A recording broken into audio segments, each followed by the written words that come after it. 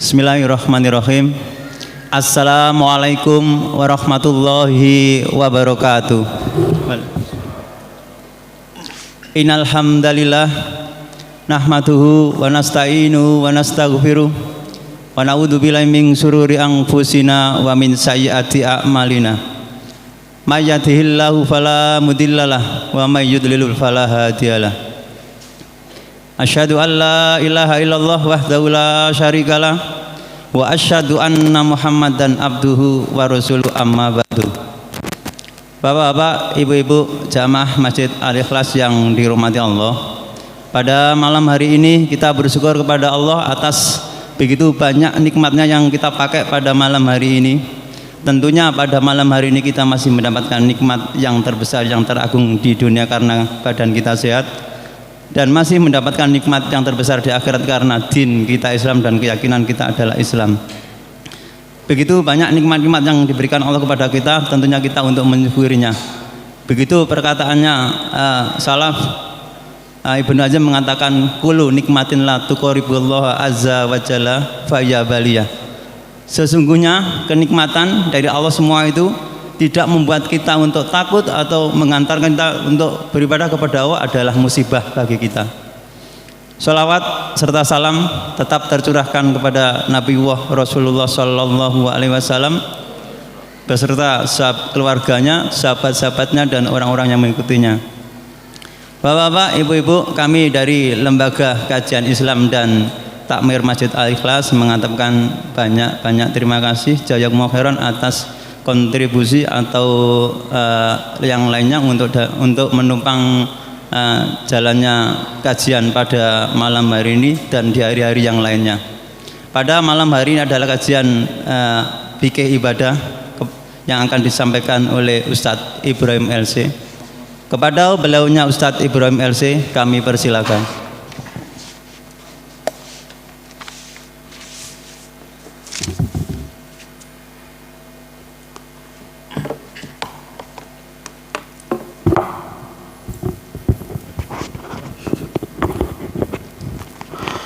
Bismillahirrahmanirrahim.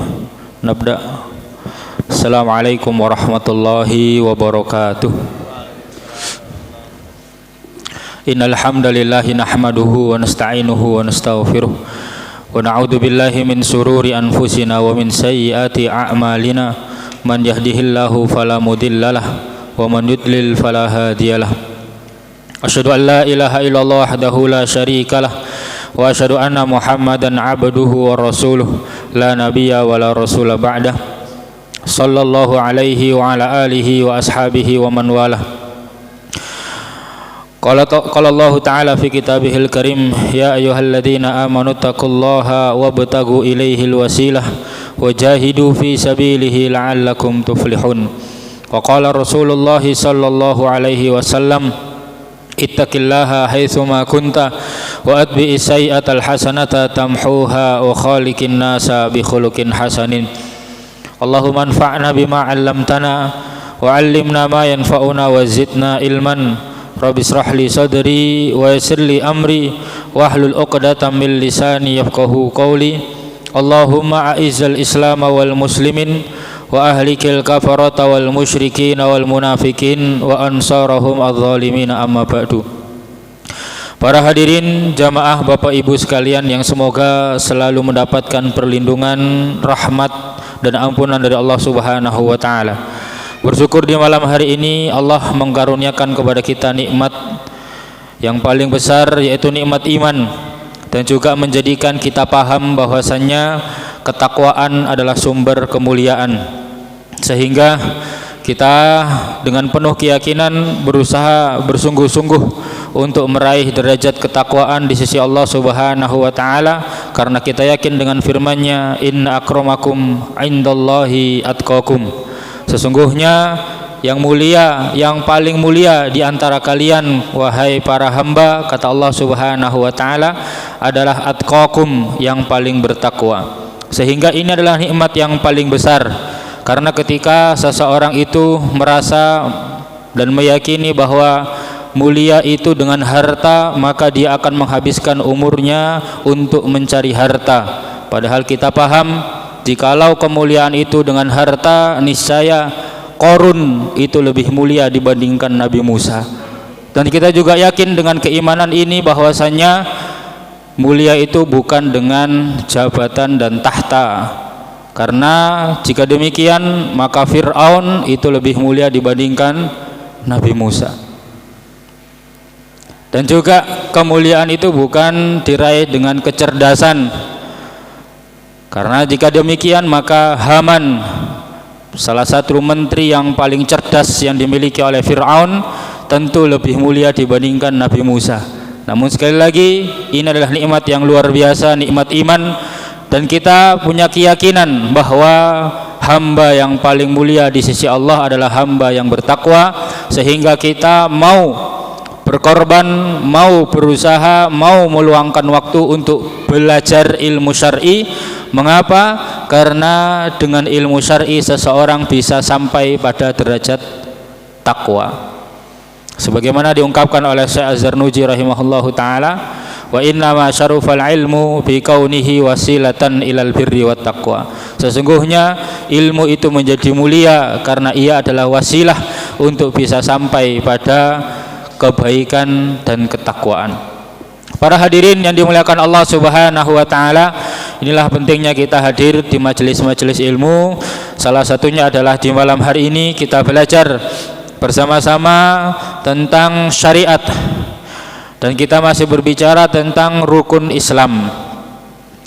Di pembahasan-pembahasan sebelumnya kita lebih banyak berbicara tentang sholat, dan dalam beberapa pertemuan terakhir ini kita akan membicarakan tentang zakat.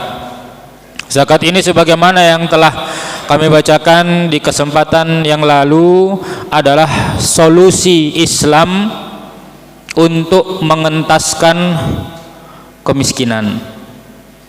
Dan kita harus yakin bahwasanya sampai kapanpun manusia itu ada yang kaya, ada yang miskin. Tidak bisa kaya semuanya. Jadi Islam sebagai agama yang Allah turunkan untuk menjadi solusi bagi kehidupan manusia, memberikan solusi atas permasalahan kemiskinan, bukan dengan kartu miskin, kartu sehat dan lain-lain, bukan juga dengan membuka lapangan pekerjaan yang ini itu dan lain sebagainya, tetapi Islam memiliki solusi yang itu turun dari langit, zakat.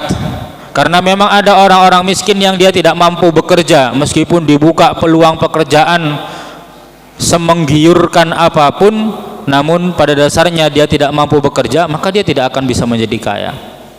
Sehingga Allah yang paling paham dengan fitrah manusia, sunnatullah, ketetapan makhluk, maka Allah memberi solusi bagi kemiskinan yang ada di antara manusia dengan zakat. Sehingga harta itu tidak hanya berkumpul di satu kubu orang-orang kaya, tetapi harta itu juga didistribusikan kepada orang-orang yang memang Allah takdirkan untuk menjadi miskin. Para hadirin yang dimuliakan Allah Subhanahu wa taala, dalil tentang zakat juga telah kita bacakan, bahwasanya Allah berfirman, khudh min amwalihim shadaqatan tutahhiruhum wa tuzakkihim biha. Ambillah dari harta mereka itu harta-harta sedekah yang wajib, atau dengan kata lain zakat, yang mana fungsinya itu adalah untuk membersihkan mereka dan mensucikan harta yang mereka miliki. Jadi sebenarnya zakat bukan hanya bermanfaat bagi orang lain, namun lebih penting daripada itu, zakat akan membersihkan seseorang dari dosa-dosa sehingga orang itu lebih dekat dengan Allah Subhanahu wa taala. Dan juga zakat akan menjadikan harta yang dimiliki oleh seseorang itu menjadi harta yang bersih, harta yang suci, harta yang tidak terkotori dengan hak-hak milik orang lain. Para hadirin jamaah yang dimuliakan Allah Subhanahu wa taala, kewajiban zakat ini diwajibkan di tahun kedua Hijriyah. Ada yang mengatakan bulan Syawal, ada yang mengatakan bulan Sya'ban, Allahu a'lam bishawab. Namun kita harus sampaikan ulang bahwasannya Harta zakat ini secara syar'i adalah harta yang dikeluarkan atas dasar harta yang dimiliki oleh seseorang atau nyawa dengan ketentuan-ketentuan yang khusus. Jadi sebab mengeluarkan harta zakat ini ada dua. Karena dia memiliki harta, makanya nanti disebut dengan zakat mal. Karena dia menzakatkan disebabkan dia punya mal, punya harta. Yang kedua ada zakat fitrah. Kenapa? Karena hal tersebut dilakukan bertepatan dengan Yaumul Fitri, hari Idul Fitri, dan itu yang dihitung bukan punya harta banyak atau sedikit, tetapi yang dihitung adalah jumlah per kepala, jumlah orang. Jadi sebab mengeluarkan zakat itu ada dua, karena punya harta disebut zakat mal, karena orang disebut zakat fitri. Dan sedang kita bahas sekarang adalah zakat mal. Yang kita bahas sekarang adalah zakat mal. Dan zakat mal ini diwajibkan bagi seorang muslim. Yang pertama yang wajib mengeluarkan zakat itu dia harus statusnya muslim. Yang kedua statusnya hur, merdeka. Budak tidak diwajibkan mengeluarkan zakat. Dan biidznillah di zaman kita hampir tidak ada perbudakan, semuanya merdeka, boleh melakukan apa saja yang dia inginkan. Kalau budak harus izin orang lain untuk melakukan hal-hal yang dibutuhkan oleh dirinya sendiri, itu budak. Tapi kalau orang merdeka bebas. Kita orang merdeka bebas. Kita mau beli air, mau beli cilok, mau beli apapun bebas. Tapi kalau budak tidak demikian. Harta budak adalah harta tuannya, sehingga budak tidak wajib berzakat. Lalu yang ketiga at-tamil milki. Zakat itu wajib dikeluarkan oleh orang-orang yang memiliki harta itu dengan tamul milki, kepemilikan sempurna. Dengan kepemilikan sempurna. Contoh yang tidak berupa kepemilikan sempurna adalah budak mukatab, budak yang ingin membebaskan dirinya sendiri. Jadi budak itu menabung untuk membeli dirinya sendiri, itu boleh, itu namanya budak mukatab. Harta yang dimiliki oleh budak mukatab ini harta yang kepemilikannya tidak sempurna, dalam arti jika suatu waktu tuan si budak ini merebut harta milik si budak, maka si budak harus merelakan hartanya. Jadi ini enggak enaknya jadi budak. Masya Allah. Jadi perbudakan itu dihapuskan secara perlahan-lahan oleh syariat Islam, dan biidznillah ternyata benar-benar bisa terhapus baru sekitar 60 tahunan atau 70 tahunan ini. Perbudakan ya secara resmi di muka bumi, perbudakan itu baru bisa dihapuskan baru beberapa puluh tahun belakangan. Sebelumnya perbudakan di mana-mana, hatta di Indonesia sekalipun juga ada perbudakan. Para raja memiliki banyak budak, orang-orang kaya punya budak, orang miskin jadi budak. Dan itu sangat menyedihkan sekali. Dan di sini ada salah satu hukum yang terkaitan dengan itu adalah tamul milki, kepemilikan sempurna. Seorang budak dia tidak memiliki harta. Kalau dia punya uang, sebenarnya uang itu juga milik tuannya, karena budak ini seperti peliharaan, seperti peliharaan. Jika misal kita memiliki peliharaan, kemudian peliharaan tersebut menghasilkan harta, misalnya bisa menggali emas, bisa mencari berlian, tetap berlian yang ditemukan oleh, misal ada seseorang memelihara burung beo. Burung beonya cerdas, bisa menemukan berlian yang digali, berlian yang tertimbun di dalam tanah. Meskipun demikian, ketika burung tersebut menemukan berlian, apakah berlian itu menjadi milik burung itu? Tidak, tetap menjadi milik tuannya. Sama, budak juga seperti itu. Budak itu kedudukannya seperti peliharaan, manusia peliharaan. Kemudian muayyan, harta yang dizakatkan itu harus harta yang muayyan, milik perorangan. Sehingga harta jika milik umum tidak ada zakatnya. Misal milik umum adalah milik masjid. Misal ada seseorang yang menginfakkan 30 ekor kambing untuk fakir miskin. Misalnya ada orang kaya di Sedayu, saya menginfakkan 30 ekor kambing untuk orang-orang miskin di Sedayu, dititipkan ke PHBI misalnya. Kemudian PHBI menternak menjadi ribuan kambing, setiap tahun disembelih, bahkan setiap bulan disembelih puluhan bahkan ratusan ekor untuk orang-orang miskin.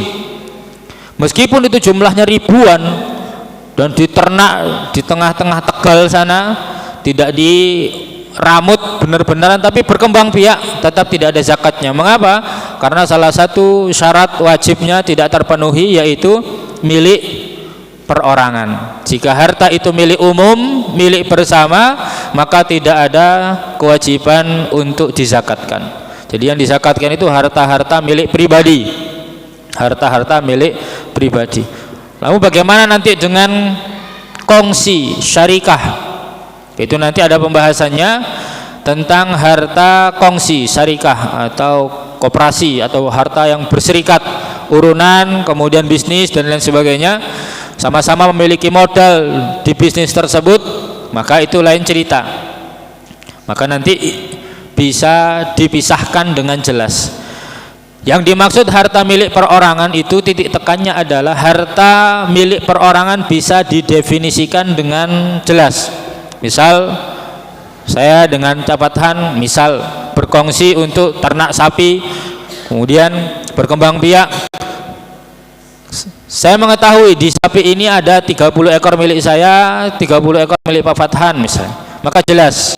Tapi jika misalnya yang dikatakan milik umum adalah ketika tidak bisa dibedakan, seperti tadi ada ribuan, misalnya ada 2000 kambing milik orang fakir Sedayu, tidak bisa dirinci satu orang itu memiliki berapa kambing, nggak bisa dirinci karena memang itu milik umum.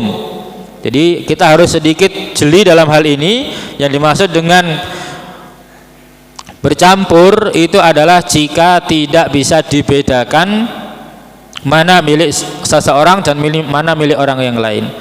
Kemudian yang kelima, al-mutayaqqini wujuduhu, yaitu orang yang jelas wujudnya, yaitu jika seseorang itu telah misalnya janin itu masih belum jelas apakah dia nanti lahir hidup atau tidak, maka zakat hartanya janin ditunda terlebih dahulu. Para hadirin yang dirahmati Allah Subhanahu wa taala, kemudian kita masuk kepada zakat yang pertama, harta zakat yang pertama. Di sini kami tadi ngeprint beberapa lembar tabel perhitungan zakat. Mungkin kalau mau ada yang mau boleh ya. Jadi tabel perhitungan harta zakat. Ada di situ ada marojiknya, beberapa lembar, beberapa buku kami menjadikan marojik. Di situ ada. Jadi kalau jenengan punya harta banyak, nah ini harus dipegang terus ya, jangan hilang.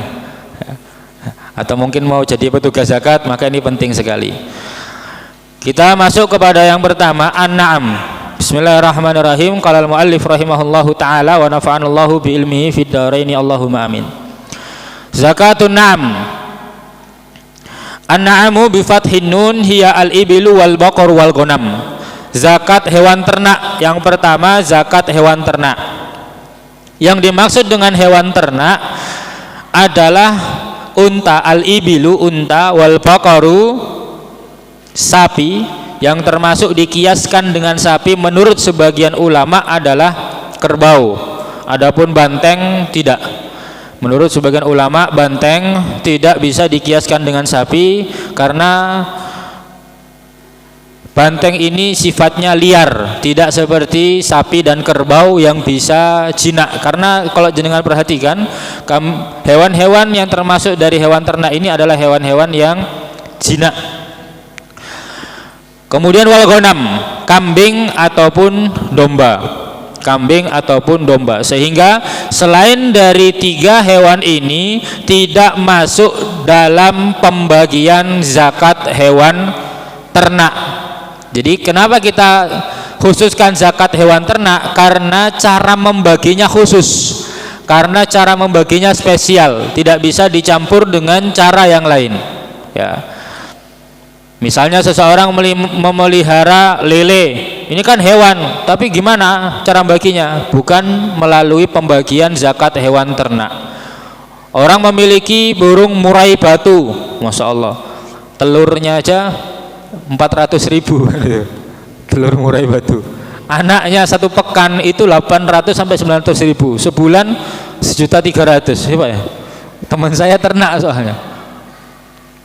Satu ekor murai, masa nggak ada zakatnya? Ada, tetapi bukan masuk dalam pembagian atau cara membagi secara zakat hewan ternak. Jadi seperti cara berpikirnya. Jadi hewan-hewan yang dibagi dengan pembagian zakat hewan ternak hanya ada 3. Yang pertama unta, yang kedua sapi atau kerbau, yang ketiga kambing atau domba. Jadi ini 3 jenis hewan ternak yang sudah ditetapkan cara pembagiannya oleh syariat kita. Kemudian wa inna matajibu zakatuha bisyurutin, wajib untuk menzakatkannya dengan beberapa syarat. Wajib menzakatkannya dengan beberapa syarat.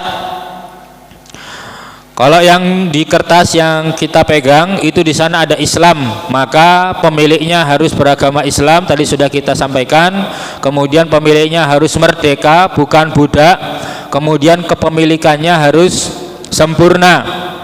Lalu ditambah antakuna nisoban, harta berupa hewan ternak itu harus mencapai nisab, harus mencapai nisab. Nisab itu apa? Ini coba kita ngawang-ngawang ya.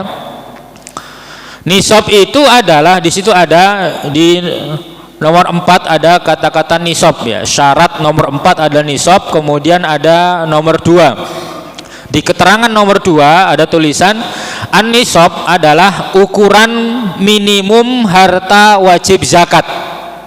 Jadi ketika harta seseorang ini telah mencapai batas nisab, batas minimal wajib zakat, maka dia harus mengeluarkan zakatnya. Jika harta itu sudah sampai nisab, maka wajib dizakatkan. Kalau belum sampai nisab, ya nggak wajib zakat, karena belum mencapai batas minimum, batas minimal. Batas minimal. Berapa contohnya di sini? Kita langsung baca, misalnya wa nisabul ibili khamsun. Nisab unta itu adalah khamsun, 5 ekor.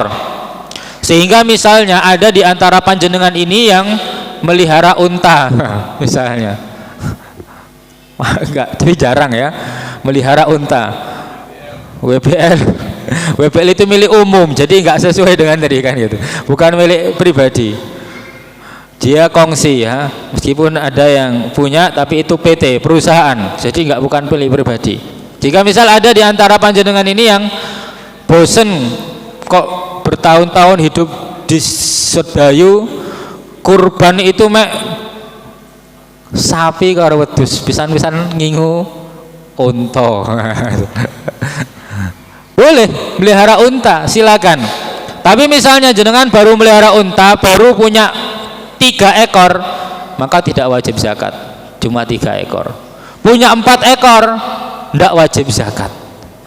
Baru ketika unta itu beranak sampai 5 ekor, seluruh unta panjenengan itu mencapai 5 ekor, nah 5 ekor ini adalah nisabnya unta. Batas minimal wajib zakat unta itu memiliki 5 ekor unta. Nah, ketika punya 5 ekor unta ini, dia mulai wajib zakat. Namun Masya Allah, dalam Islam karena untanya baru 5 ekor, lagi ngingu 5 ekor masuk zakati unta, ya tekor. Makanya Islam dengan penuh hikmah, ternyata ketika seseorang itu memiliki 5 ekor unta, zakatnya berapa? 1 ekor kambing. Jadi ketika seorang itu punya 5 ekor unta, zakatnya bukan unta, tapi 1 ekor kambing yang berumur, kalau domba ya, domba berumur 1 tahun atau kambing. Jadi dalam syar'i itu ada do'nun, ada ma'is. Do'nun itu domba, kambing yang gimbal ya, kambing gimbal namanya Pak ya, yang bulunya lebat itu namanya kambing apa namanya? Domba. Gibas ya itu. Kalau gibas umur minimal dizakatkan itu setahun. Dan kalau ma'is itu kambing Jawa itu ya, atau PE, peranakan etawa yang seperti itu minimal boleh dizakatkan ketika sudah 2 tahun. Jadi Islam itu sangat mengerti betul perkembangbiakan. Kalau jenengan melihara gibas sama melihara kambing, kira-kira cepat mana yang beranak itu? Gibas mana terus setiap 6 bulan itu beranak. Tapi kalau kambing lebih lama. Dan memang ketika kambing itu baru setahun, dia belum layak untuk dikorbankan, enggak layak. Baru setahun itu masih cempe, belum layak. Begitu juga gibas kalau masih 6 bulan itu masih terlalu kecil. Jadi ada aturan dalam Islam, ketika seseorang itu telah memiliki unta, kita masih bicara unta, nisab ya, karena yang kita bicara tadi nisab, maka nisab unta itu 5 ekor unta dan zakatnya 1 kambing. Kambing yang umur berapa? Kalau berupa gibas minimal 1 tahun, jika berupa kambing PE ya, peranakan etawa atau yang sejenisnya, itu berumur minimal sanatani, laha sanatani, kambing berumur 2 tahun. Masya Allah. Kemudian nisab sapi ya, nisab sapi. Jadi kan sapi itu baru wajib zakat jika sudah sampai nisab. Berapa nisab sapi? Wa nisabul baqari salasuna, 30 ekor sapi. Oke ya kan itu. Ternyata juragan sapi saat niki memang rata-rata kadang-kadang ya belum wajib zakat. Dari jumlah ini, teman sekarang punya 20 ekor sapi wis juragan nih, 20 ekor sapi. Banyak sekali, 20 ekor sapi itu sudah, kalau dikuruskan uangnya sudah berapa 20 itu? Misalnya 1 ekor 20 juta, 20 kali 20 400 juta. 400 ya? Kalau 30 ekor ya minimal 600 juta uangnya ya, Masya Allah ya. Jadi inilah zakat sapi itu baru wajib ketika seseorang telah memiliki 30 ekor sapi. Banyak sekali 30 ekor sapi. Nanti zakatnya berapa akan kita sebutkan selanjutnya. Kemudian kambing nisabnya baru wajib zakat.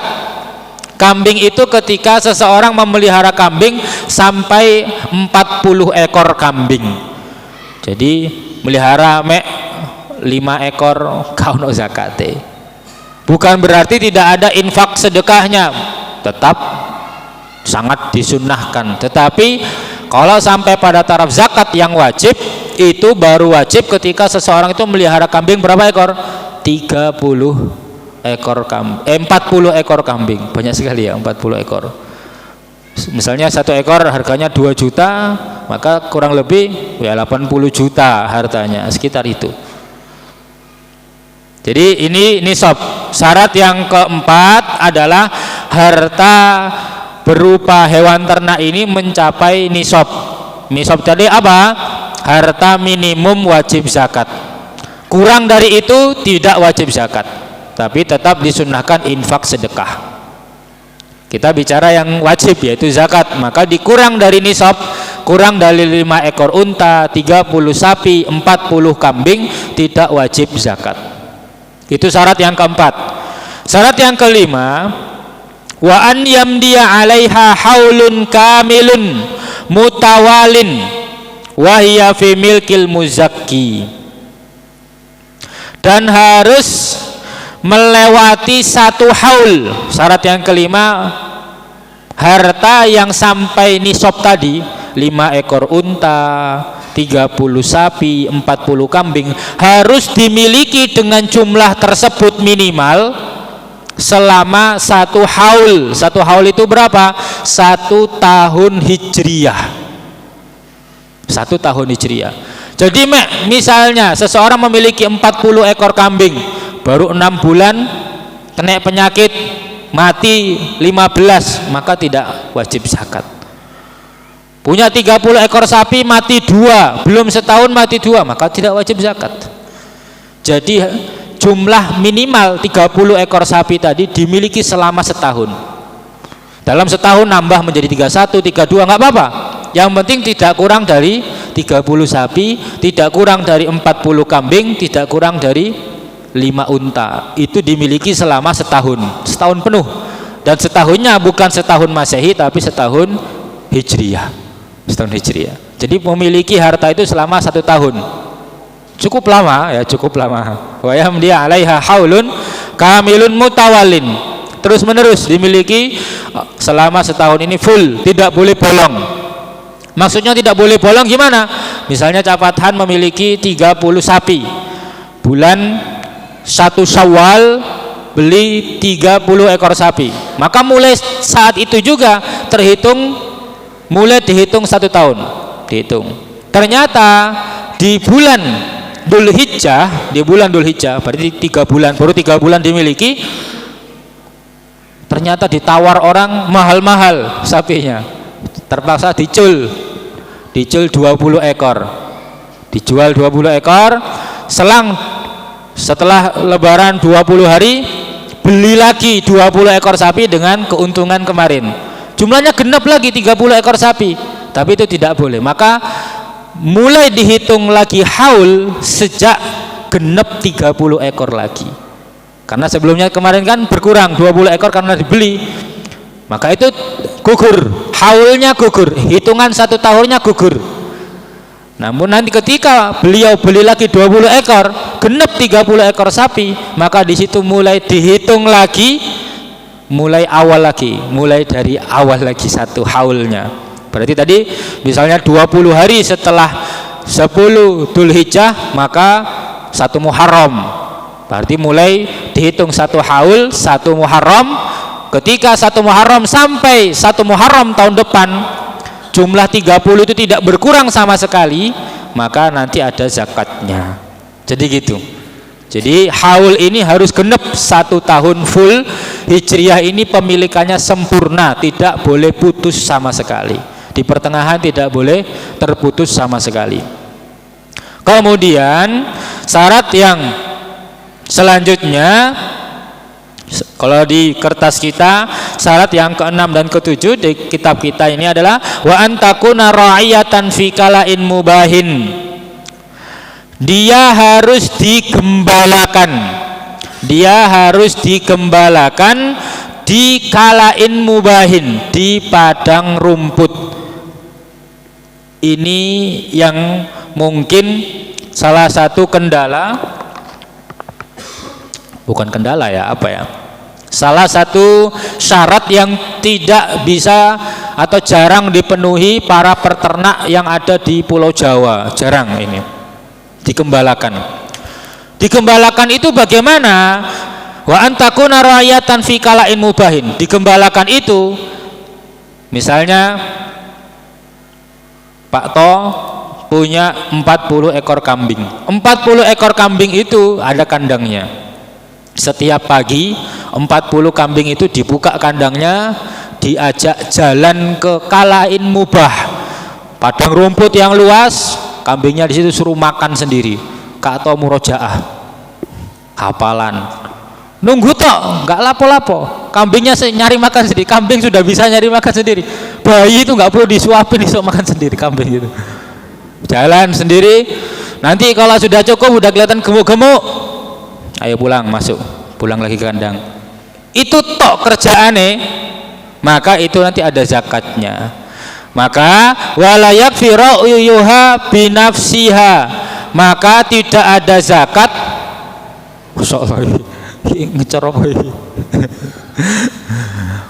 Maka tidak ada zakat bagi hewan ternak yang itu diternak dengan cara pemiliknya yang rekoso. kambingnya di kandang, pemiliknya muteri sak Lamongan dolek suket.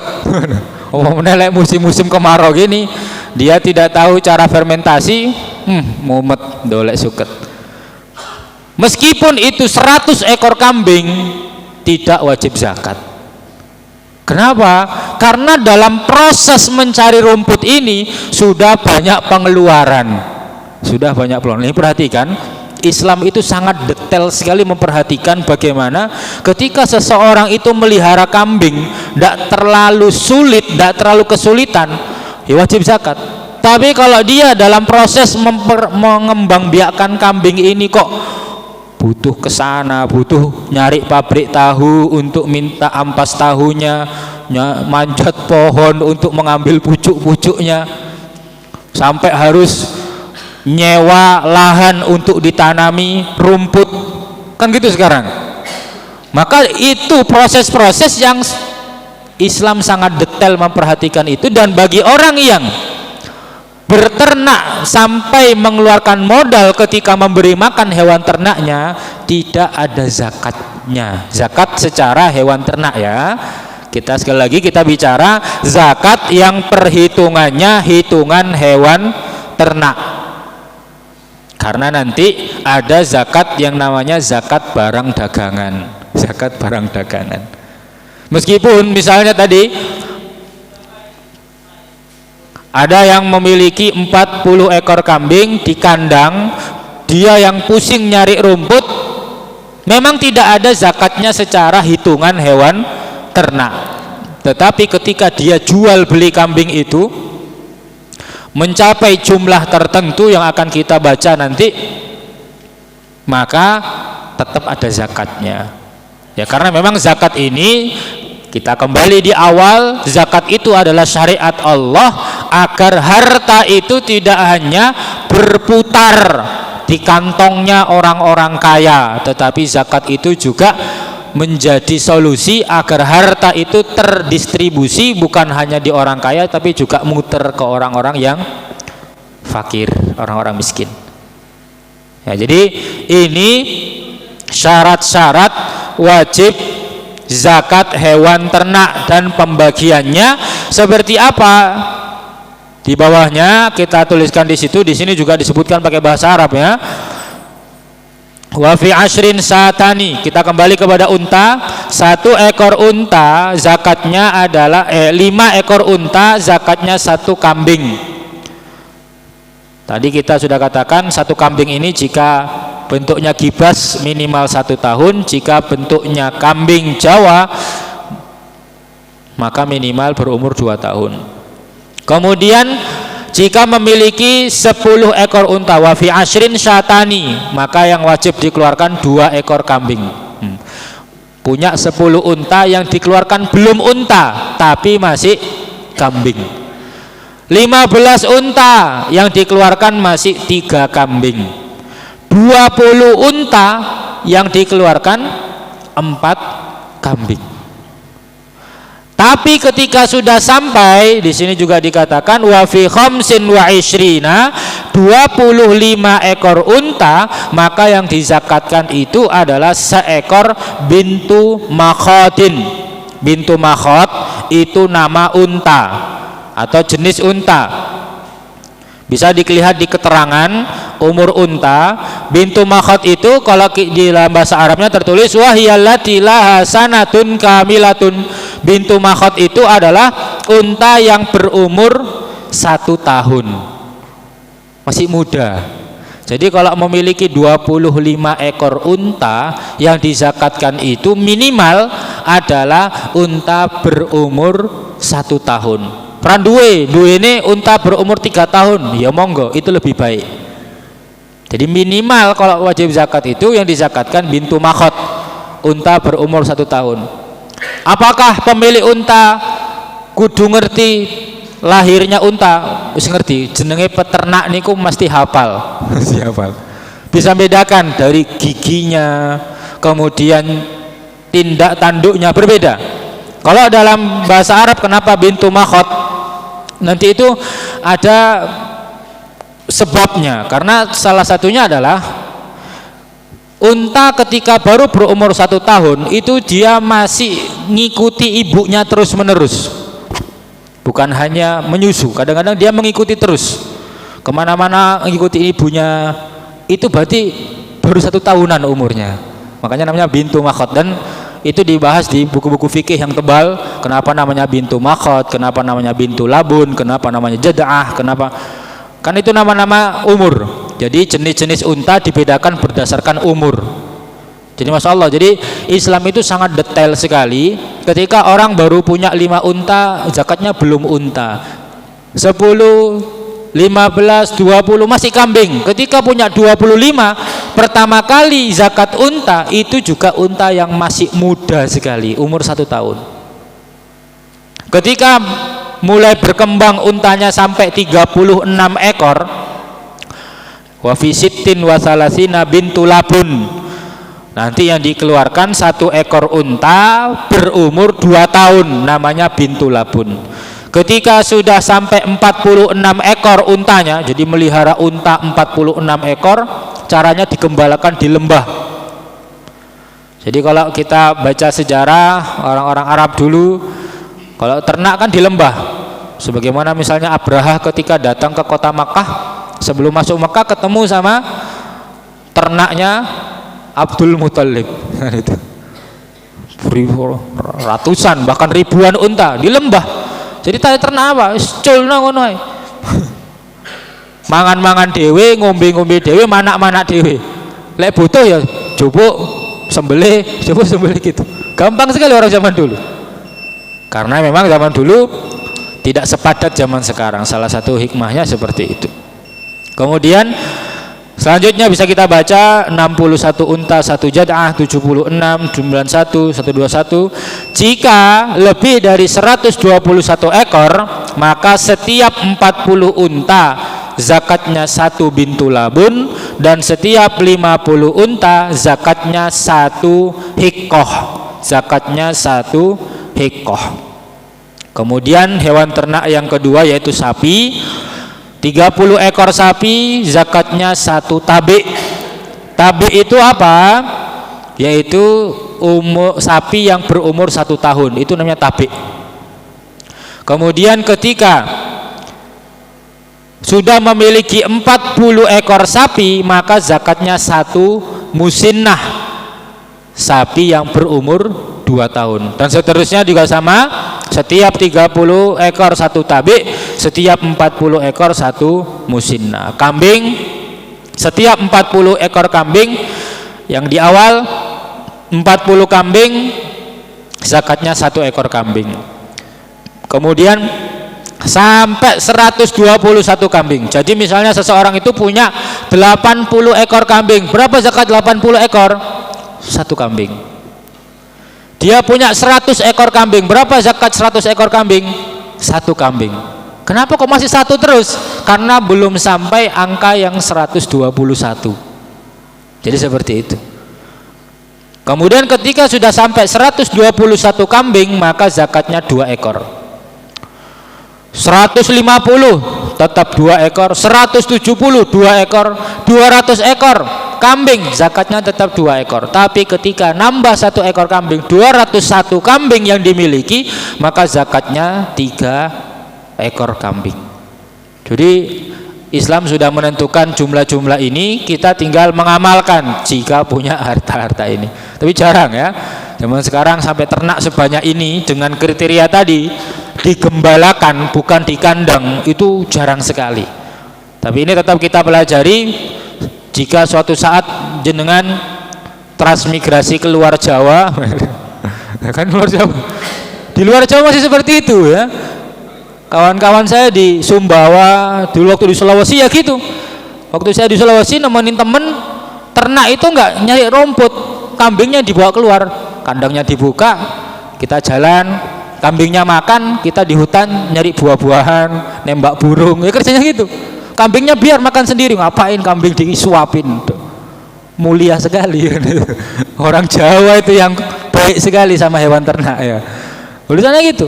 Nanti sore-sore habis sholat asar kita cari kambingnya di hutan, sudah kenyang, udah penuh, bawa pulang. Kerjanya gitu toh.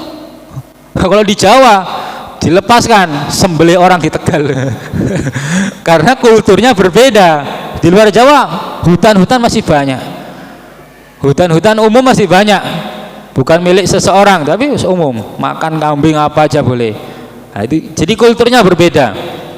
Misalnya jenengan suatu saat transmigrasi dikasih jatah pemerintah 100 ekor kambing, ya ingat-ingat ini harus ada zakatnya dengan beberapa syarat yang sudah kita bahas tadi. Ini dulu yang bisa kami sampaikan di malam hari ini untuk pendetailan masalah hewan ternak. Insya Allah bisa dipahami, dan kalau butuh pendetailan ya bisa kedetailkan di lain waktu insya Allah. Barakallahu fikum. Mohon maaf ketika ada kekurangan dan kesalahan. Ini pembahasan yang cukup rumit, kami harus katakan ini cukup rumit. Jadi termasuk hal yang rumit dalam fikih itu ada fikih zakat, fikih warisan, fikih haid. Itu yang cukup rumit dalam fikih itu, setidaknya ada 3 hal ini. Mau coba berulang-ulangi gampang lali nih. Harus benar-benar terus diulang-ulang ya. Ini semoga bisa menjadi perhatian kita, bukan sekedar lewat sekali terus kita abaikan, tidak, tetapi sebagai tanggung jawab kita sebagai seorang muslim setidaknya kita pernah paham, dan kalau bisa kita pahami dengan baik sehingga ketika ada orang yang butuh untuk diselesaikan masalah-masalahnya bisa kita bantu sebagai kewajiban kita sesama muslim lainnya. Barakallahu fikum. Mohon maaf ketika ada kekurangan dan kesalahan. Akhiru da'wati walhamdulillahirabbil alamin. Assalamualaikum warahmatullahi wabarakatuh. Ya, demikianlah kajian fikih ibadah bab masalah zakat. Untuk ini andan dulu, nanti kita buka sesi tanya jawab.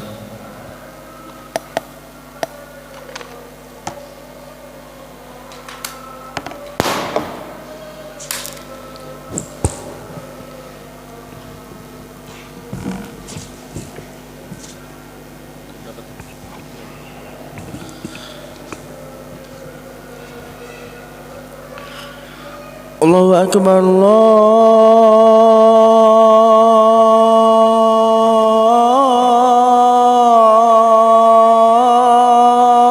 Allahu Akbar,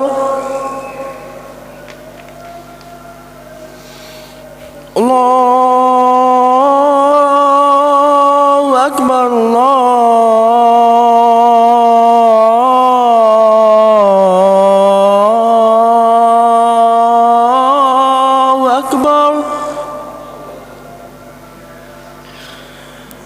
Asyhadu an la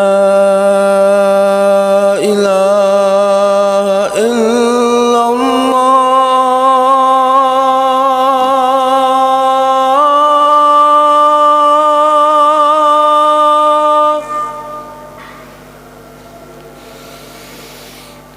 Asyhadu an la ilaha illallah.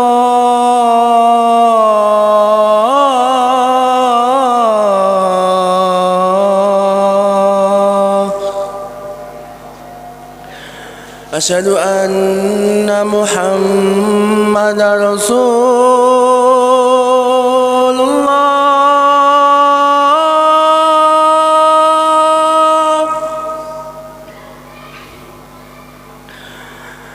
Asyhadu anna Muhammadar Rasulullah.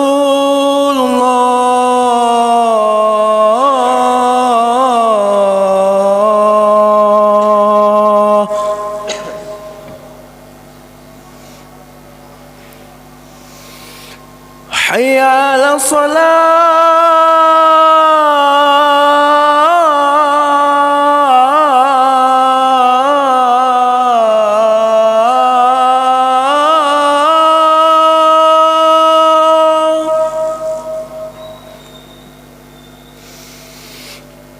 Hayya 'ala salah.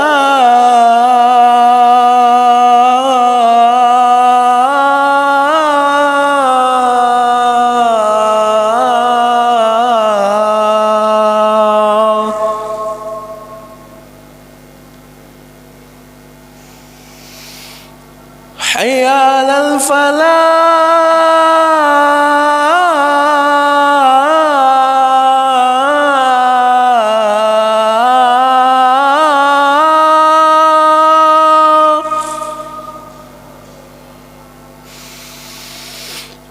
حي على الفلاح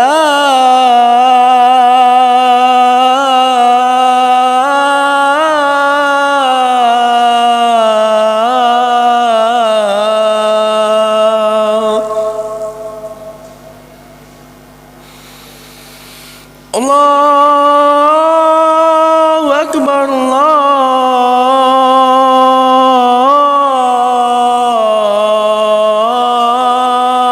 الله أكبر لا إله إلا الله.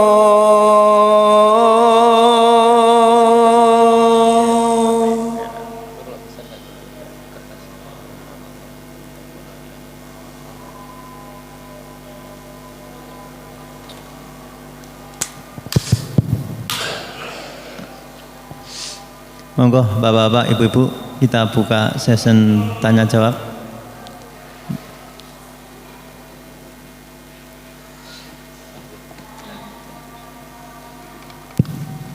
Ya, Assalamualaikum warahmatullahi wabarakatuh. Waalaikumsalam. Masalah zakat fitrah tadi diterangkan bahwa bab zakat fitrah untuk budak itu kan tidak wajib ya. Tadi karena bahkan sekarang budak pun sudah dihapuskan. Bagaimana zakat fitrah orang yang di dalam tahanan, Ustaz? Apakah orang yang tertawan itu masih juga mengeluarkan zakat fitrah ataupun tidak? Terima kasih.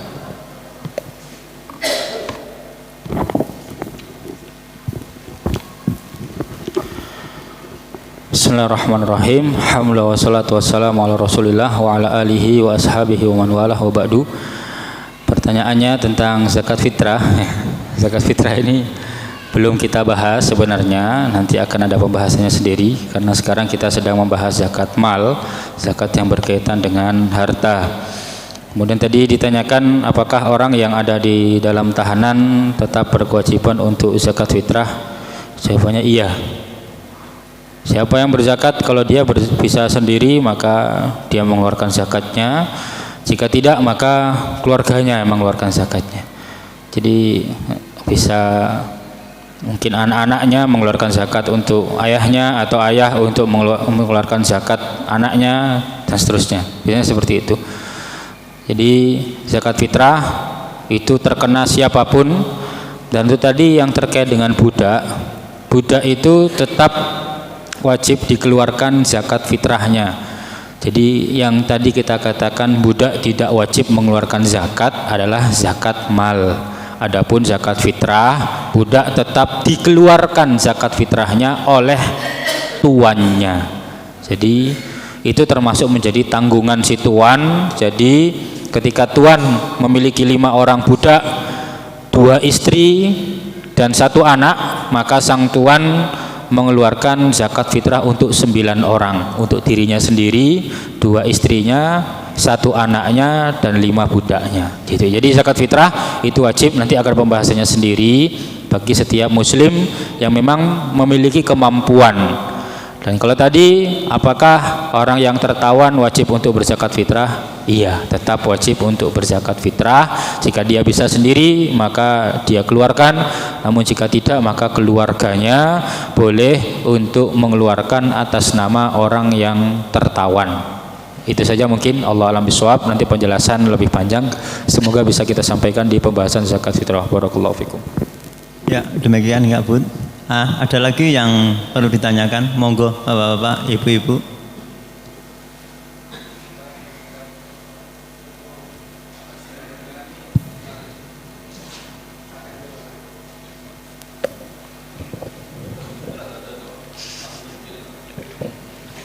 Assalamualaikum warahmatullahi wabarakatuh. Waalaikumsalam warahmatullahi wabarakatuh. Ini untuk barang dagangan dibahas pertemuan yang akan datang ya, Ustaz?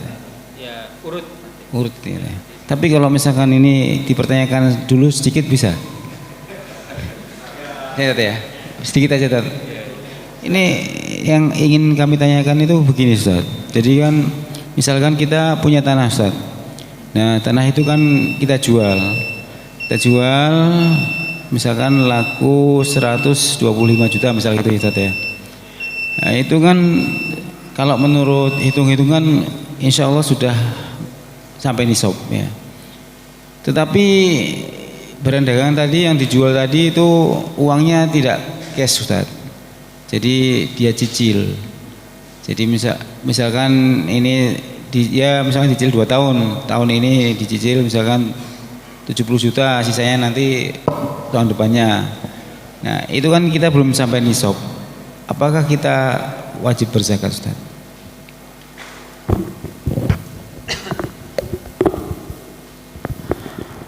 Alhamdulillah wassalatu wassalamu ala Rasulillah wa ala alihi wa ashabihi wa man walah wa ba'du. Pertanyaannya, bagaimana ketika barang dagangan, berarti dalam hal ini yang jenengan maksud barang dagangan itu sudah laku, tetapi uangnya masih belum jenengan pegang. Ya, itu nanti masuknya pada pembahasan di zakat yang emas perak, zakat harta.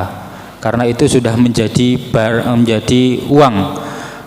Jadi yang dimaksud zakat perdagangan di sini barang dagangan adalah misal jenengan jual tanah 125 seharga 125 juta itu belum laku.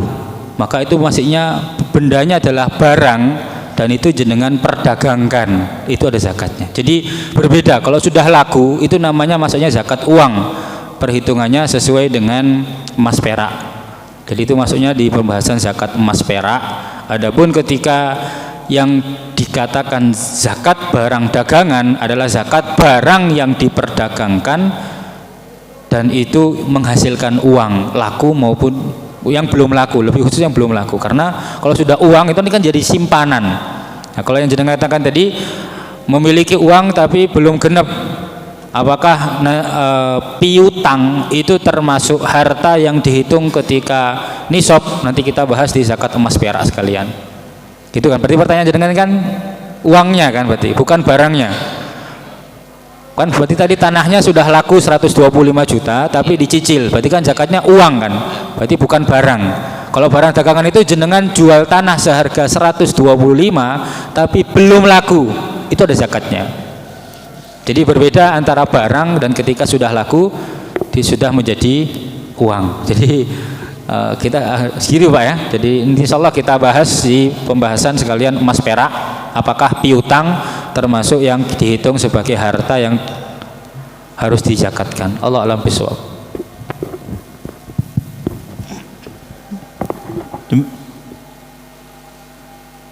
Demikian kajian fikih ibadah pada malam hari ini. Kami selaku pembawa acara dalam membaca pada kesalahan, mohon maaf sebesar-besarnya. Kami tutup majelis pada malam ini dengan bacaan alhamdulillah dan doa kafaratul majelis. Alhamdulillahirabbil alamin. Subhanakallahumma wa bihamdik asyhadu an la ilaha illa anta astaghfiruka wa atubu ilaik. Assalamualaikum warahmatullahi wabarakatuh.